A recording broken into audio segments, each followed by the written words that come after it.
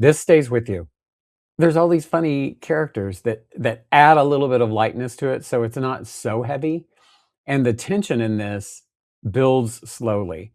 By the end, you feel like, you're in a Panos Cosmatos movie, like, some kind of Nicolas Cage.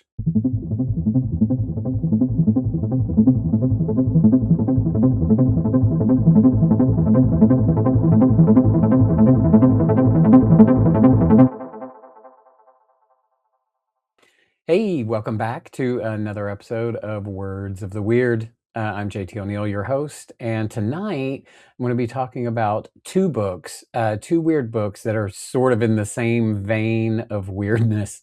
One came out in 26 and one came out earlier this year in February, and they take the themes of Christian beliefs to some new profane heights of weirdness, which is perfect for weird fiction, I think.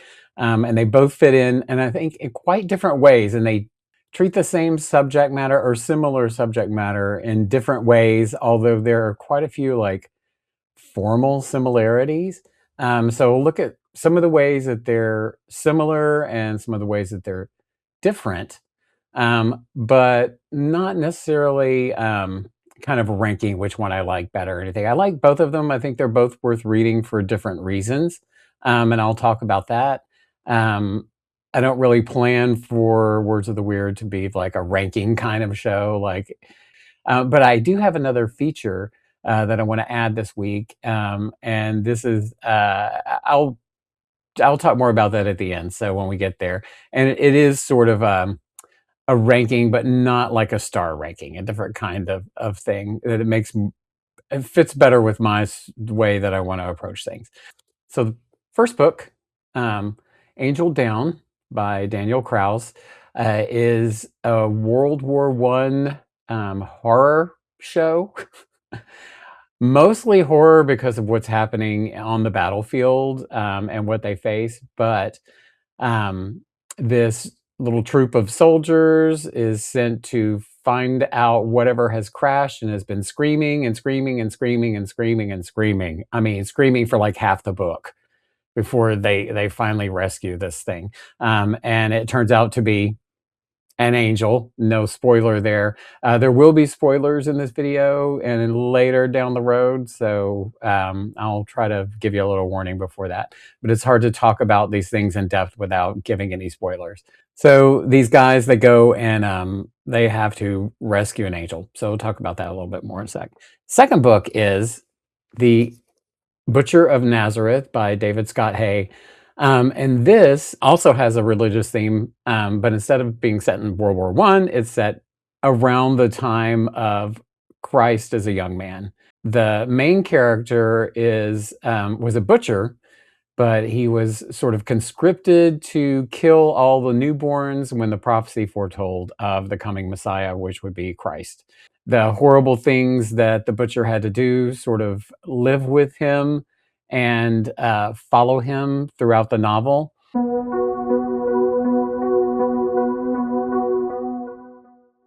In Angel Down, the main character, Cyril Bagger, is kind of like a grifter.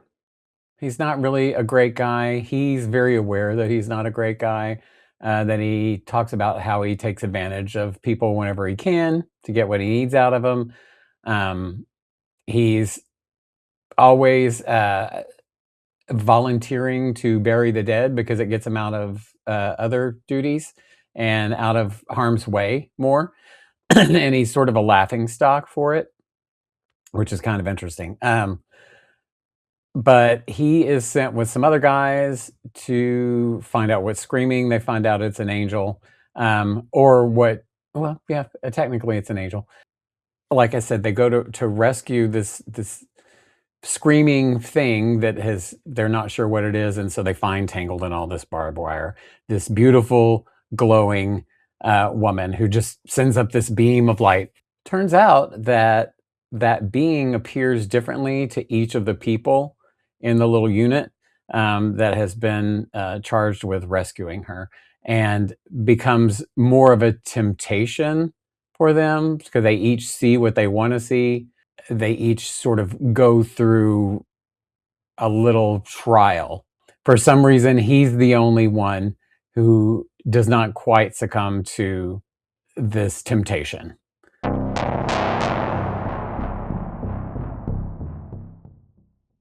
The angel is described as the adversary at one point, and not too far on, although you sort of already get the idea pretty quickly what's really going on. The ending is not a surprise, I don't think. It's sort of fed to you.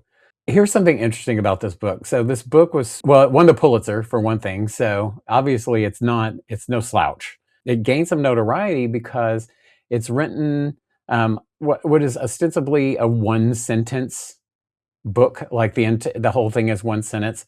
That is kind of more technically, I suppose that's true. But the way it's written, it's broken up into little chunks. So it's actually easy to parse. It's not just like every page is just one long big block of text, because that would be, nobody would want to read that, quite frankly. And there is regular punctuation within each little block. So if somebody's speaking, if there's dialogue happening, you see the punctuation that would be appropriate for, like, if it's a question, there's a question mark and there's quotation marks. And there's dialogue attribution. So dialogue tags are in there too. So you know who's speaking. And I have to say, it does read quickly. So the pacing itself, I read it in a few days, is breakneck. I mean, it does not, it starts and it doesn't stop, and it's kind of fatiguing at some point. Like by the end, I was tired, I was exhausted. I was like, I felt like I had been put through the ringer, which I imagine was probably the point of writing it that way. It's also very visual.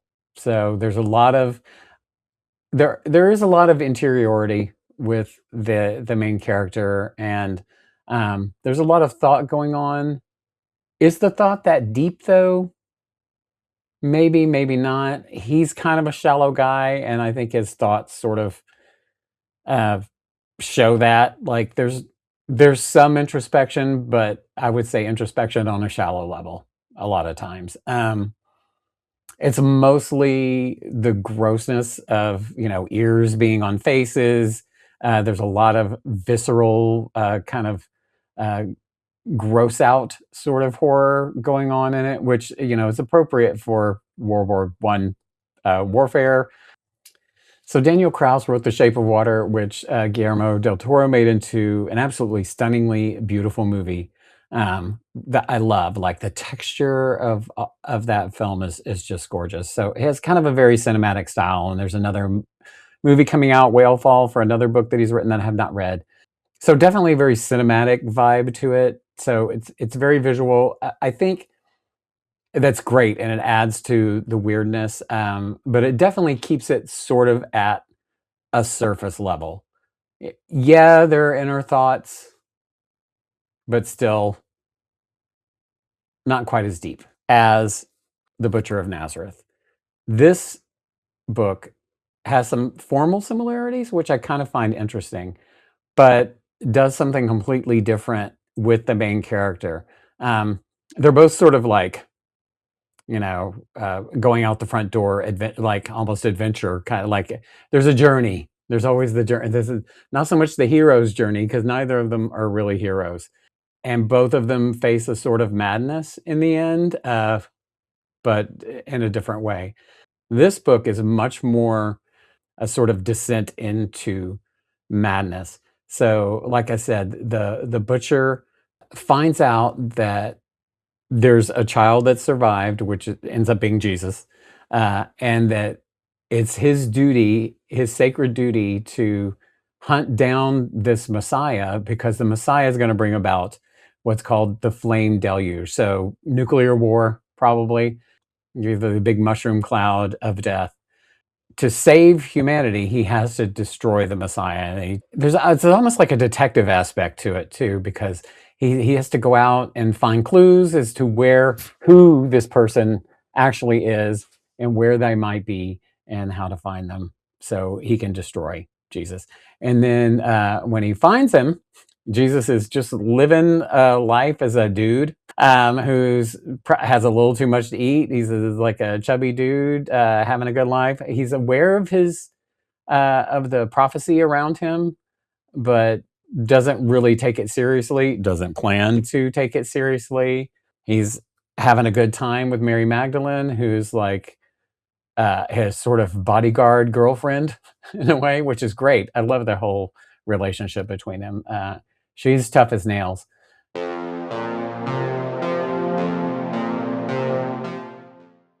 There's a sort of a formal similarity in the way that this is also broken into little chunks, but almost more like a religious text. So sort of broken up and numbered like kind of like books of the Bible or something similar to that, or some other sort of a religious text, apocrypha.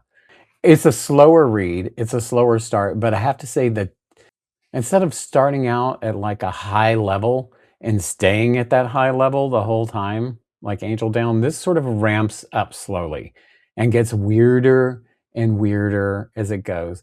And he steals this mummified infant who starts to come back to life. So he sort of have a zombie baby. But as you're reading, the baby moves, is described as moving, but it's from really the point of view of an unreliable narrator. So you're not sure, which is great because it kind of puts you in the shoes of the main character. You're not sure if it's real, if the baby's really moving, or if he's just hallucinating the movement. Slowly, he becomes more and more sort of overtaken by these hallucinations. There's also a weird connection to sort of animal transformation in both these books. Less so in Angel Down. One of the characters, Vec, switches off his humanity by wearing the head of a horse as a mask, and he becomes described as a centaur in the book. So he becomes part man, part animal. Like I think it's a way of dealing with all this trauma that he's been through. Also, there is an animal transformation in this book. There's this giant goat, but this goat goes everywhere with him. Eventually, he starts to sort of fuse with a goat, and you don't know if this goat sort of feels like a Black Phillip type character, like it's something demonic, something devilish about this goat. You're not sure. It seems supernatural because it's so strong and so giant. And eventually, he becomes the goat. So you can read it as he has gone completely off the deep end into the pure world of weird, acting like a goat and stalking Jesus, or he has actually fused with this goat and there's this more supernatural element to it. So whether it's supernatural or it's pure madness, um, it's kind of up in the air. I've read it more in the madness spectrum. Like, I love supernatural, but and there is a supernatural element to it, I believe, in the vision. So because the butcher has the vision of the end of the world caused by the Messiah, that he's driven to do this. So there is that supernatural element, that he's had this vision and it's driven him to do this thing. Of course, the Christ character in the book doesn't want anything to do with being the Messiah until he is almost killed by this goat man. And then he decides, okay, well, I'll take on my duties and become the Messiah because obviously I'm needed.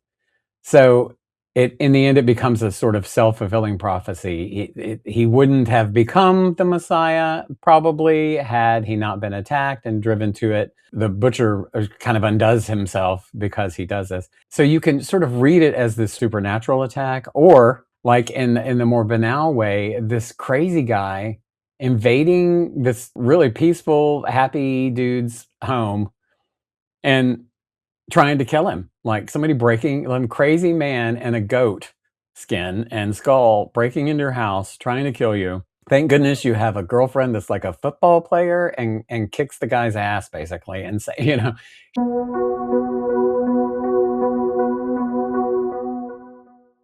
Angel Down, you get to the end. There's a prophecy made, but the prophecy is not made by the main character. It's made by the angel, who, of course, turns into a stereotypically devilish creature with bat wings and horns and travels into the future and reveals that man destroys himself through warfare and the machinery of warfare.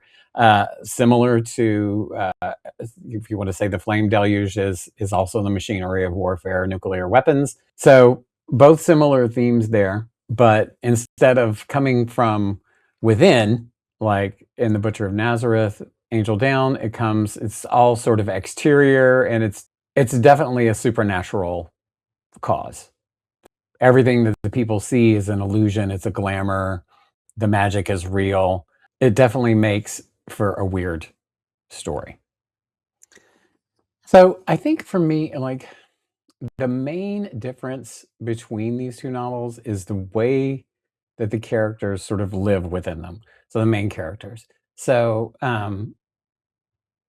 Cyril Bagger in Angel Down is mostly reacting to what's going on around him. So he is reacting to the presence of the angel, the effects the angel has on the men, reacting to his situation, being in the war, trying to get out of stuff, trying to avoid the um, his commanding officer is a is great to read. He's a great kind of sad, pathetic bad guy, which has an interesting transformation in the end.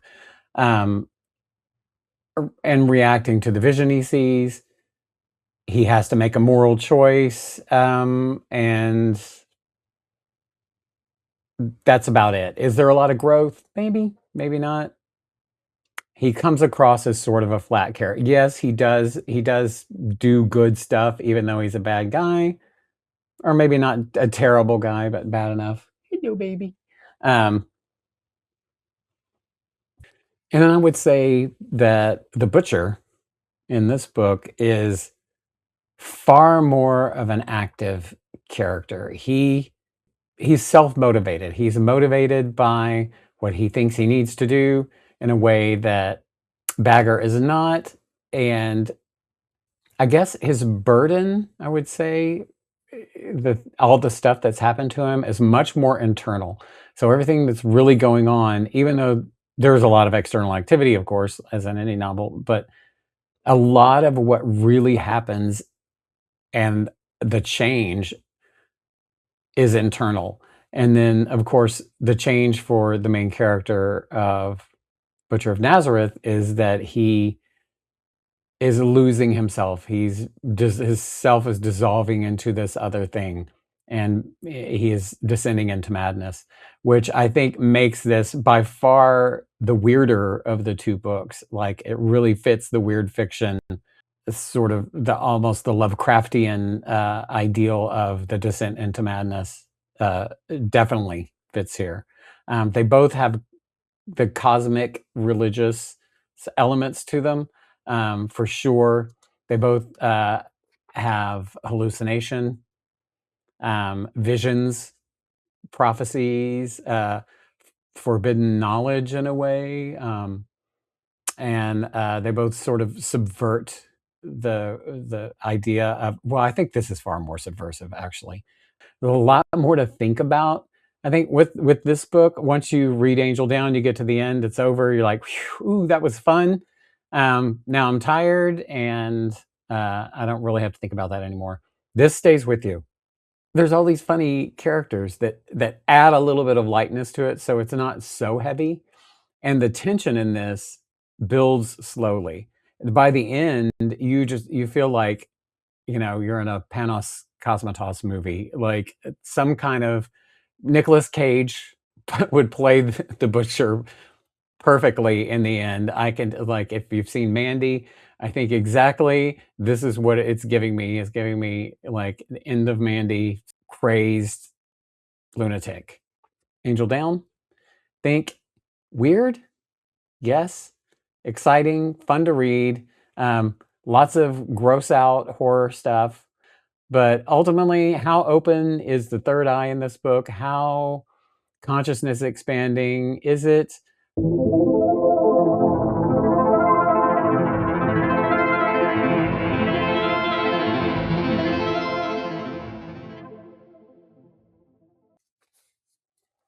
Butcher of Nazareth? Some gross out moments for sure. Descent into Madness, Cosmic Prophecy, exploring the depths of the soul and realm of yeah, this one's a tough one. So I'm gonna give it, probably.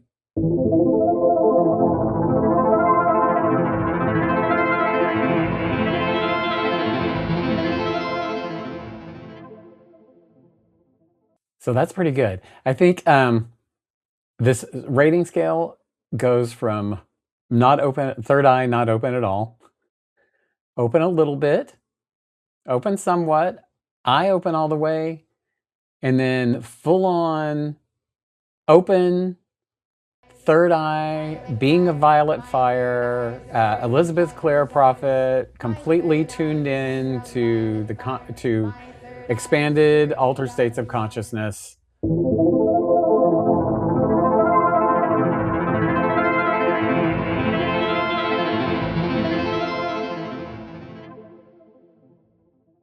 Like and subscribe. Uh, but let me know what you think. If you agree, disagree, have other ideas about the nature of these books, and what you thought.